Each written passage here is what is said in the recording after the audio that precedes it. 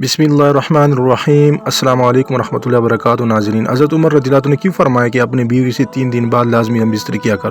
سیدنا عمر رضی اللہ عنہ کے پاس قاب اسدی تشریف فرماتے ایک خاتون آئے اور آ کر کہنے لگی، امیر المومنین، میرا خان بہت نیک ہے، سارے رات تہجد پڑھتا رہتا ہے اور سارا دن روزہ رکھتا ہے۔ اور یہ کہہ کر خاموش ہو گئی۔ عمر بڑے حیران کہ خاتون کیا کہنے آئی ہے۔ اس نے پھر یہی بات دہرائی کہ میرا خان بہت نیک ہے، ساری رات تہجد میں گزار دیتا ہے اور سارا دن روزہ رکھتا ہے۔ اس پر قاب رضی اللہ عنہ بولے، اے امیر المومنین، اس نے اپنے خان کی بڑے اچھے انداز میں شکایت کی ہے۔